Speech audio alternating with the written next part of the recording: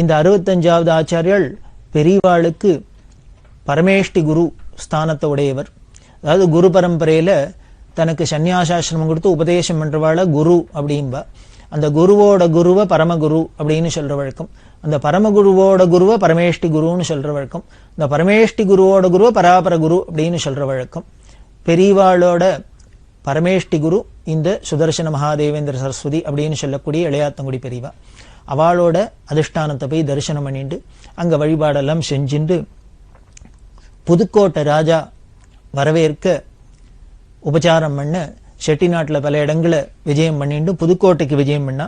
புதுக்கோட்டையில ராஜாவோட வற்புறுத்தல் பேர்ல 15 நாளைக்கு மேல அங்க தங்கி இருக்க புதுக்கோட்டை ராஜாக்கள்லாம் பரம பக்தியோட பிக்ஷாவந்தனம் பாத பூஜை இதெல்லாம் பண்ணி பெரியவாளை பல விதத்துல உபச்சாரம் பண்ணினா. காரணம் புதுக்கோட்டை ராஜாக்களுக்கெல்லாமும் இந்த காஞ்சி காமகோடி பீடாதிபதிகள் ராஜகுருவா இருக்கிறதுனால, குருஸ்தானமா இருக்கிறதுனால, இந்த புதுக்கோட்டை ராஜாக்களுக்கு இந்த காமகோடி பீடத்து மேலே இன்னொரு தனி விசேஷ அபிமானத்துக்கு காரணம் இந்த புதுக்கோட்டை ராஜால ஒருத்தருக்குத்தான் பெரிய யோகீஸ்வரான பிரம்மஜானியான சதாசிவ பிரம்மேந்திரன் மந்திரோபதேசம் பண்ணினதா சொல்லப்படுறது.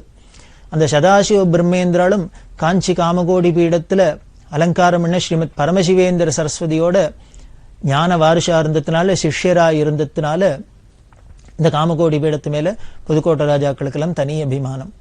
அந்த முறையில தான் பெரியவாளையும் அழிச்சுன்னு போய் அவ உபச்சாரம் பண்ணினா. அங்க முடிச்சுண்டு நேர கும்பகோணத்துக்கு வந்தா. கும்பகோணத்துல 1909ஆம் வருஷம் மகாமகம் நடந்தது. பெரியவா பார்க்கிற முதல் மகாமகம். வடதேசத்திலாம் பார்த்தா ஹரித்வார், அலகாபாத் முதலான இடங்கள்லாம் கும்பமேளா அப்படின்னு விசேஷமா நடக்கும். இந்த கும்பமேளாங்கிறது 12 வருஷத்துக்கு ஒரு தரம் வரும்.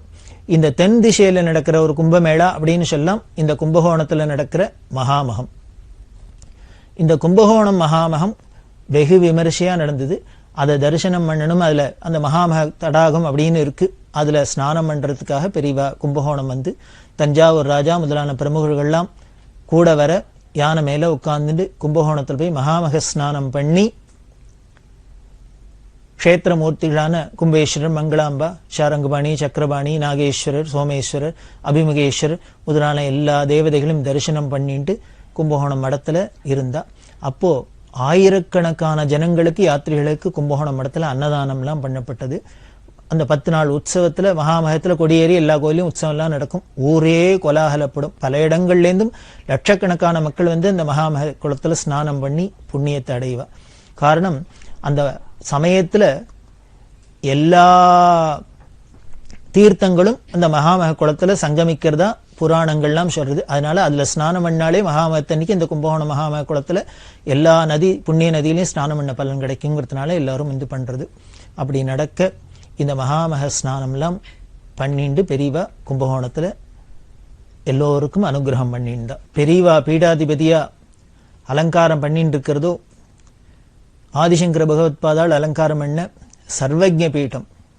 சர்வஜ்யன்னா எல்லாம் தெரிஞ்சவன் அப்படின்னு அர்த்தம். அந்த சர்வஜ்ஞ பீடத்துல தான் 68வது பீடாதிபதியா பெரியவா அமர்ந்திருக்கிறதுனால அந்த பீடத்துக்கு உண்டான தகுதி இல்லாம அதுக்கு இருக்கணுமே. அதுல முக்கியமா எல்லா வித்தைகளையும் கரகண்டு இருக்கணும். ஏன்னா எத்தனையோ வித்வான்கள் வருவா, எத்தனையோ பேர் வருவா, பல சந்தேகங்களை தீர்க்க முடியுமா இருக்கும். பல பேருக்கு பல விஷயங்கள்ல சாஸ்திரங்கள்ல பிரச்சனை வரத்தே அதெல்லாம் தீர்த்து வைக்கிறாப்புல இருக்கணும். இது எல்லாம் தெரியணும்னா வேதம், சாஸ்திரம், புராணம், இதிகாசம், உலக நடப்புலேருந்து எல்லாத்துலேயும் மாஸ்டரா இருக்கணும். எல்லாம் தெரிஞ்சிருக்கணும். நாம இங்கிலீஷ்ல குருவை மாஸ்டர் அப்படின்னே சொல்றாளோ இல்லையோ, அப்படின்னாலே எல்லாம் தெரிஞ்சவன் அப்படின்னு தானே அர்த்தம். அந்த மாஸ்டரா இருக்கணுமே, அது குருவா இருக்கணுமே. அதனால பெரியவாளுக்கு எல்லா வித்தைகள்லையும் பரிச்சயம் ஏற்படணும், அதை சொல்லிக் கொடுக்கணும். அவளுக்கு இந்த பாண்டியத்தெல்லாம் வரணும் அப்படிங்கிறதுனால மடத்துல நிர்வாகத்துல இருக்கிறவா அதுக்கு உண்டான ஏற்பாடெல்லாம் பண்ணினா. பெரியவாளுக்கு வித்யாபியாசம் பண்ணி வச்சா. இந்த வித்யாபியாசம் அப்படின்னா எத்தனை வருஷம் நடந்திருக்கும் அப்படின்னா 1909ஆம் வருஷத்திலேருந்து 1914ஆம் வருஷம் வரைக்கும். 1909ஆம் வருஷம் 1910ஆம் வருஷம் இந்த 2 வருஷமும் கும்பகோணத்திலேயே மடத்தில இருந்து பெரியவாளுக்கு பாடம் சொல்லி கொடுக்கப்பட்டது. வேதம், வேதாந்தம், இன்னும் நியாயம், மீமாம்ச முதலான சாஸ்திரங்கள். அதுக்கு மேல இங்கிலீஷ், பிரெஞ்சு முதலான பாஷைகள்லாம் கூட சொல்லிக் கொடுக்கப்பட்டது. ஆச்சரியமா இருக்கும். இங்கிலீஷ், பிரெஞ்சு எல்லாம் கூட அதுக்குண்டான ஆசிரியர்கள்லாம் வரவழைச்சு பெரியவாளுக்கு சொல்லிக் கொடுக்கப்பட்டது.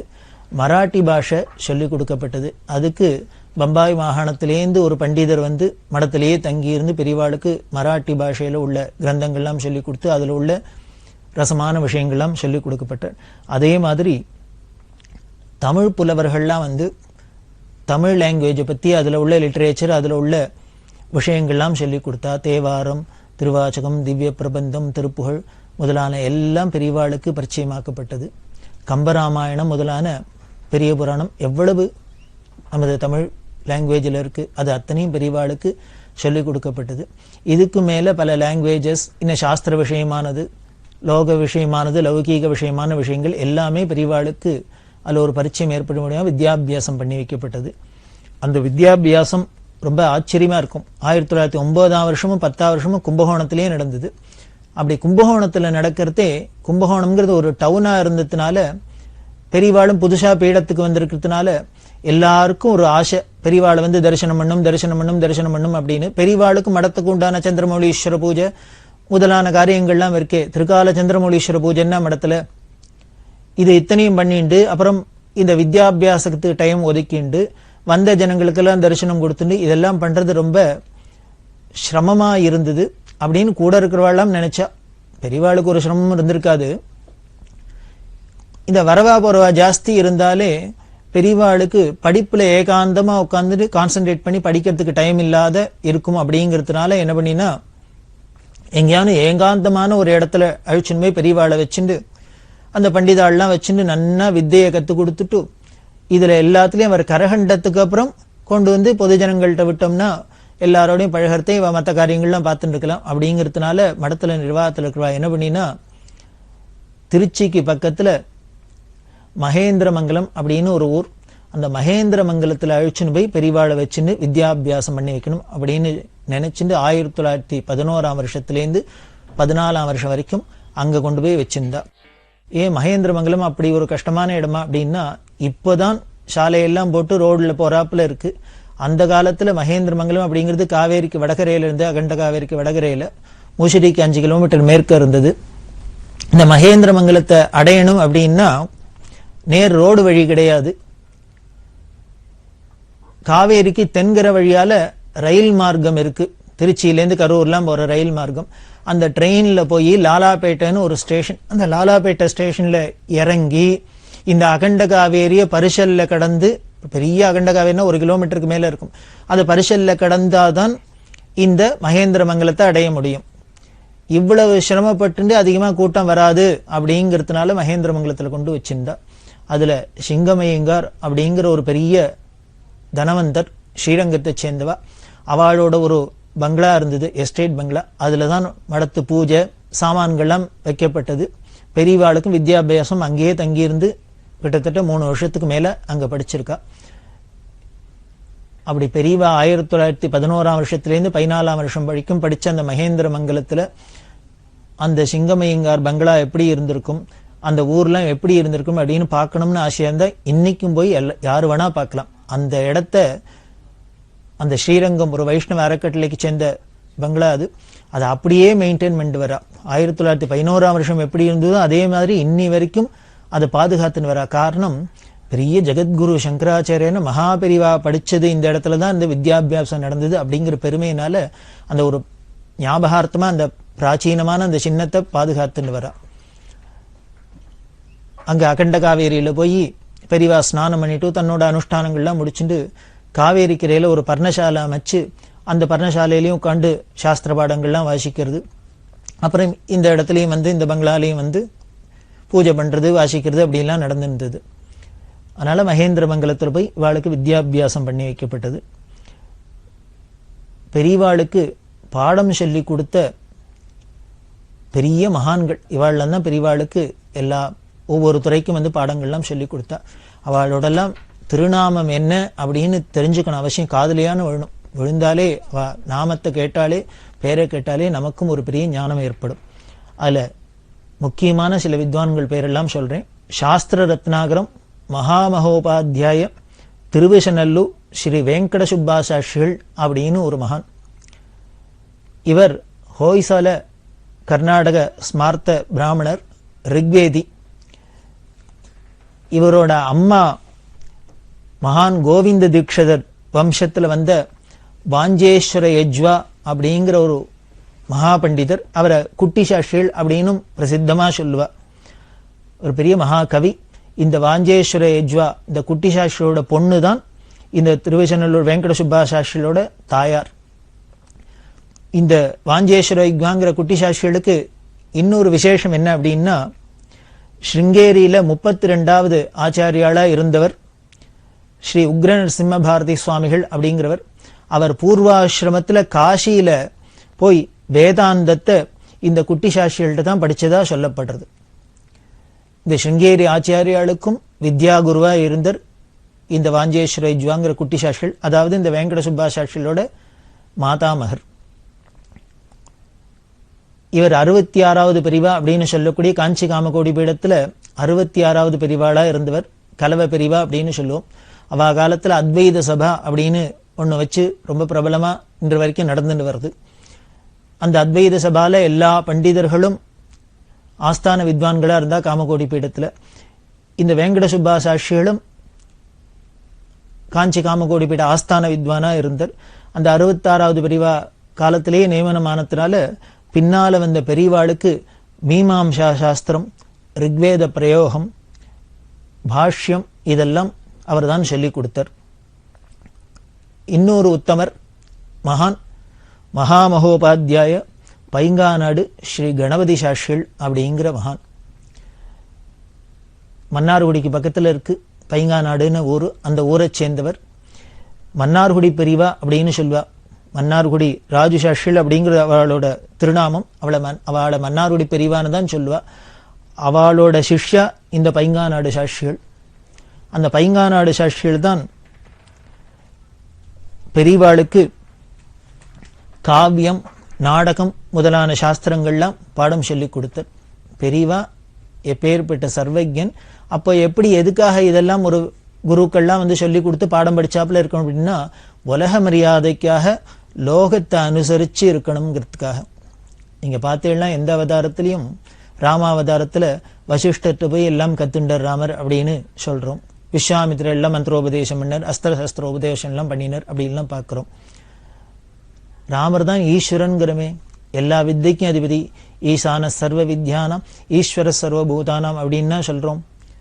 எல்லா வித்தைகளுக்கும் அதிபதி அந்த ஈஸ்வரன் தானே. அவருக்கு இன்னொருத்தர் சொல்லிக் கொடுக்கணுமா அப்படின்னா, ஈஸ்வரனா இருந்தா கூட ஒரு மனுஷ சட்டையை போட்டுன்னு இந்த பூமிக்கு வந்துட்டாக்க மனுஷா எப்படி நடந்துப்பாளோ, என்னென்ன காரியம் பண்ணுவாளோ அதுபடிதான் நடந்து காமிக்கணும் அப்படிங்கிற ஒரு மரியாதையினாலதான் இவரும் வசிஷ்டர்கிட்ட படிச்சதாவும் விஸ்வாமித்திர எல்லாம் கத்துனதாவும் தெரியுது.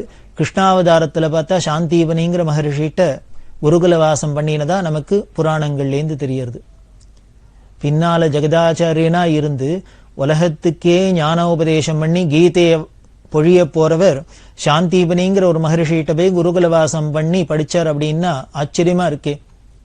என்ன எப்படி கீதை சொல்றதுன்னா சாந்தீபனி சொல்லி கொடுத்திருப்பார். பிற்காலத்துல அர்ஜுனனுக்கு குருவா இருந்து கீதை சொல்ல போறது தனி. ஆனாலும் தான் ஒரு சிஷ்யனா இருந்து ஒரு குருட்ட போய் வித்தைய கத்துக்கணும், கத்துண்டா அது எவ்வளவு சிறப்பு, அந்த குருவோட பெருமை என்ன அப்படிங்கறத உலகத்துக்கு காமிக்கணும் அப்படிங்கிறதுனால்தான் அவதார புருஷாலாம் கூட ஒரு குருக்கள்கிட்ட போய் வித்தையை கத்துக்கிறது அப்படிங்கிறது இருக்கு. 5 வருஷம் 6 வருஷம் வித்யாபியாசம் பண்ணினா அப்படின்னு தெரியறது. அப்படி பண்ணினா கூட எப்படி சர்வஜனா இருந்தாங்கிறதுக்கு ஒரு நிகழ்ச்சி. இந்த நிகழ்ச்சி பெரியவாளே வாயால சொன்னது. 1965ஆம் வருஷம் இங்க மெட்ராஸ்ல எண்ணூருக்கு பக்கத்துல காட்டுப்பள்ளி அப்படின்னு ஒரு இடம் இருக்கு.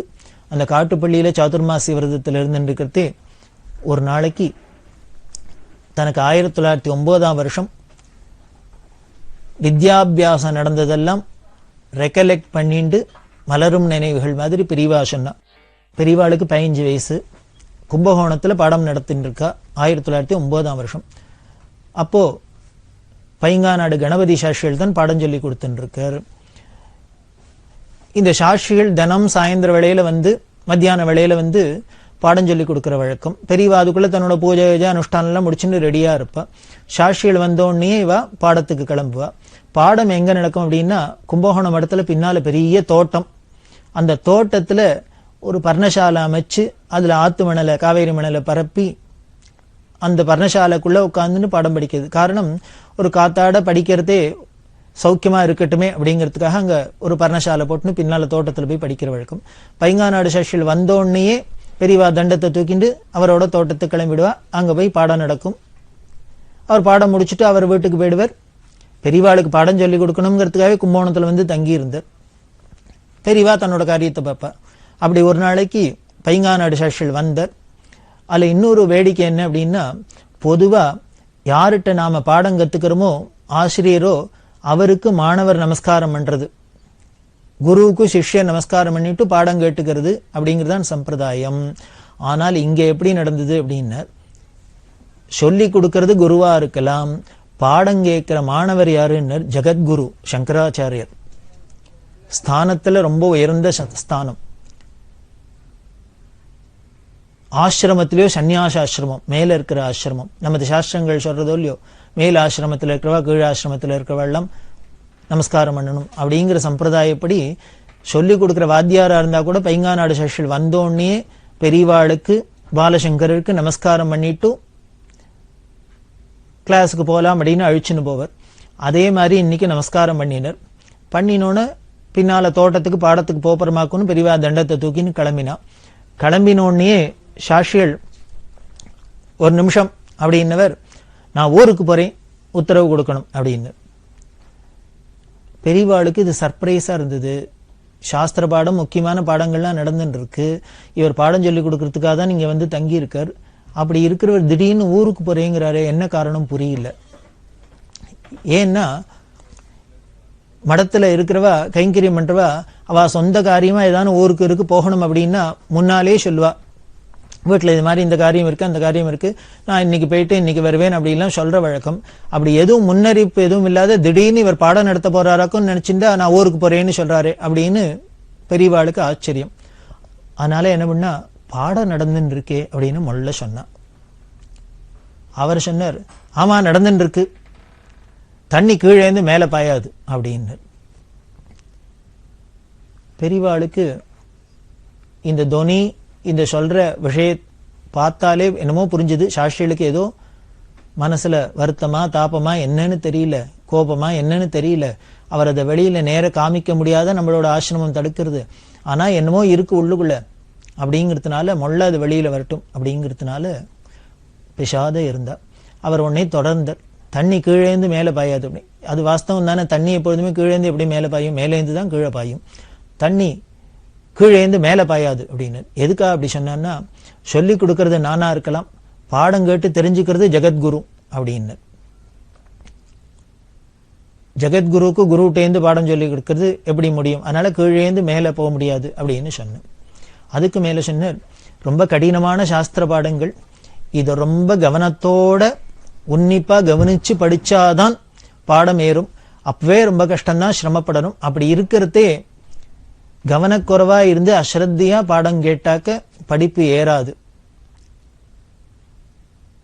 அப்படிங்கிற அர்த்தத்துல சொன்னார் அவர். அதுக்கு மேல தொடர்ந்தார். அப்ப பெரியவா சொன்னா, இல்ல நான் கவனமா தான் கேட்டுருக்கேன் படிச்சிருந்தேன் அப்படின்னு. உடனே அவர் சொன்னார், இதுக்கு காரணத்தை அப்பதான் சொல்ற. முத நாள் பாடம் நடந்துருக்கு, பின்னால தோட்டத்துல ஆத்து மணலை பரப்பி அதுல உட்காந்து பாடம் சொல்லி கொடுத்துட்டு இருக்கார். பெரியவாளை உட்காந்து கேட்டு இருக்கா இல்லையா, குழந்தை 15 வயசு குழந்தை என்ன பண்ணிட்டு பாடம் கேட்டுட்டே இருக்கிறதையே கையால மணல் அலைஞ்சுட்டே மணல் கயிறு திரிச்சுண்டா. கை பாட்டுக்கு விளையாடின்னு இருக்கு, பாடம் பாட்டுக்கு நடந்துட்டு இருக்கு, கேட்டு இருக்கா. இதை பார்த்தார் கணபதி சாஸ்திரிகள். அவருக்கு ரொம்ப வருத்தமா போயிடுத்து.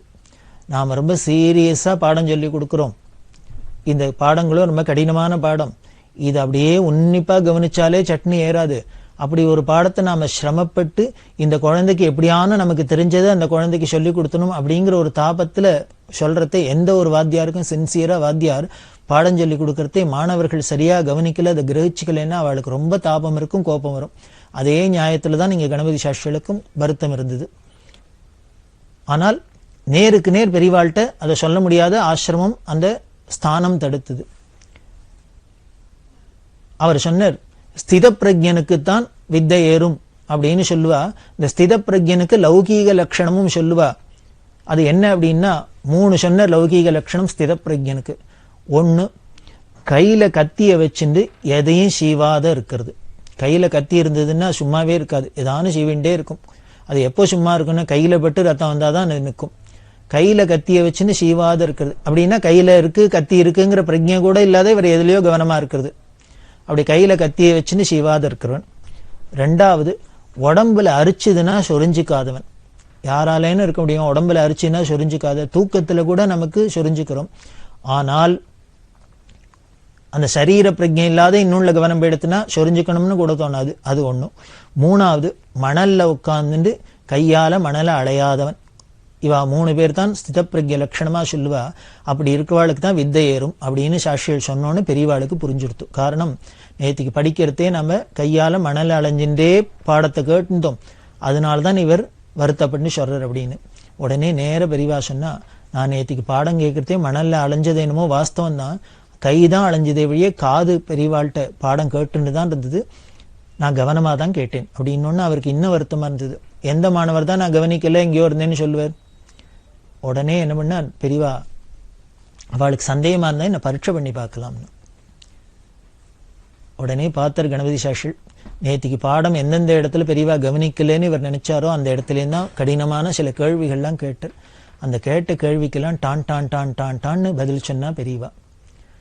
அந்த பதில் சொல்ற கம்பீரத்தையும் அந்த அழகையும் பார்த்தா எப்படி புரிஞ்சுன்னு இருக்காரு, என்னென்னலாம் வியாக்கியானம் பண்றாரு. நம்ம சொல்லி கொடுத்ததுக்கு மேலே இவர் திருப்பி பதில் சொல்றாரே அப்படின்னு ரொம்ப சந்தோஷமா இருந்தது. உடனே கண்ணால தாரதாரையா தண்ணி வந்துடுத்து. ஏன்னா எதிர்பார்க்கல அவர் இப்படி கிரகிச்சுன்னு.